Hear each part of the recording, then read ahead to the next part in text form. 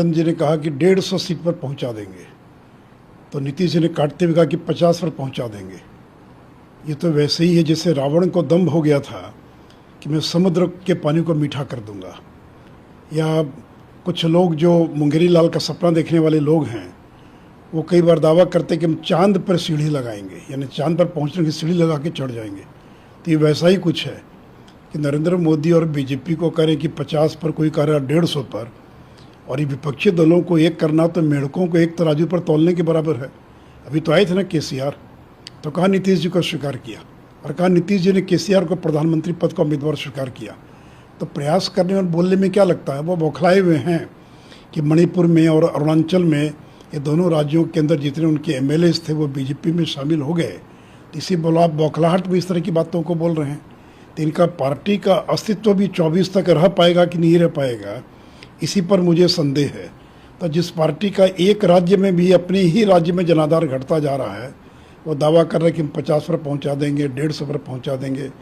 तो इनके इस दावे का और रावण का जैसे दम्भ था, या जो चांद पर सीढ़ी लगाकर चढ़ने की जिस तरह के लोग बात करते हैं, उसी प्रकार का ये दावा है। लेकिन बिहार में एक पोस्टर दिख रहा है जेडीयू का कि बिहार में दिखा, देश में दिखेगा, इसका मैसेज क्या इसका मैसेज है? कोई भी आदमी 10,000 रुपया देकर किसी कवि से तुकबंदी करा सकता है। 2 लाख खर्चा करके बड़ा बड़ा पोस्टर लगा दीजिए, होर्डिंग लगा दीजिए। तो होर्डिंग लगाने से और पोस्टर लगाने से कोई प्रधानमंत्री बन जाता है क्या? उससे बड़ा बड़ा पोस्टर तो लगा हुआ है तेलंगाना में, दिल्ली में, अन्य राज्यों के अंदर। तो हर मुख्यमंत्री को लगता है कि अब तो मैं मुख्यमंत्री हो गया, मैं प्रधानमंत्री बन जाऊं। तो सपना देखना कोई बुरी बात नहीं है। दिन में सपना देखने वाले लोग हैं, ये डे ड्रीमर्स हैं। दिन में सपना देखने वाले लोग एकजुट होने का प्रयास कर रहे हैं और उस नरेंद्र मोदी का मुकाबला करना चाह रहे हैं, जिसने हर संकट से इस देश को उबारने का काम किया।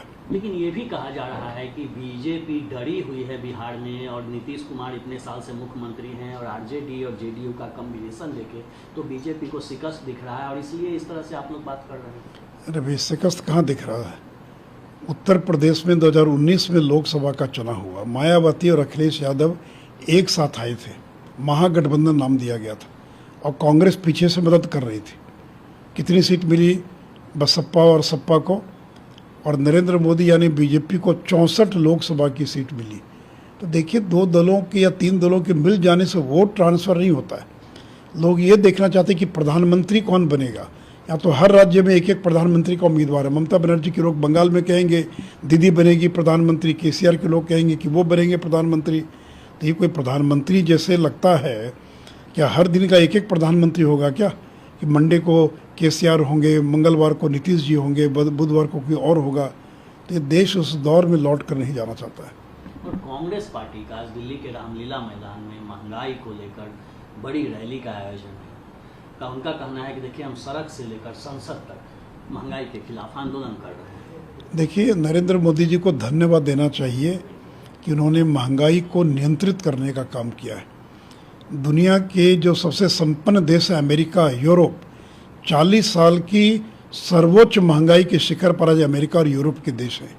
तो पूरी दुनिया और महंगाई से ग्रसित है, केवल भारत नहीं है। भारत तो उस तुलना में बहुत हम लोगों ने काफ़ी कंट्रोल कर लिया। लेकिन अमेरिका में क्यों महंगाई है 40 साल की उच्चतम स्तर पर? क्यों यूरोप के अंदर महंगाई है? दुनिया के एक देश का नाम बता दीजिए।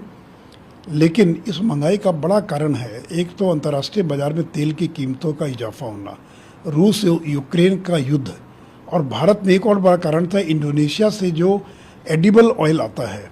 तो अप्रैल मई के महीने में इंडोनेशिया ने रोक लगा दिया था, प्रतिबंध लगा दिया था, मलेशिया ने रोक लगा दिया था। लेकिन देखिए, जितने कदम उठाने हैं, हम लोगों ने पेट्रोल और डीजल पर पिछले 1 साल में पेट्रोल पर 13 रुपया टैक्स कम किया और डीजल पर 16 रुपया कम किया। लेकिन कांग्रेस शासित राज्यों से पूछिए कि आपने वैट कितना कम किया, जबकि सारे बीजेपी शासित राज्यों ने वैट में भारी कटौती की। तो अगर केंद्र 13 रुपये और 16 रुपये की कटौती करता है, बीजेपी शासित राज्य करते हैं, तो कांग्रेस शासित राज्यों ने क्यों नहीं किया?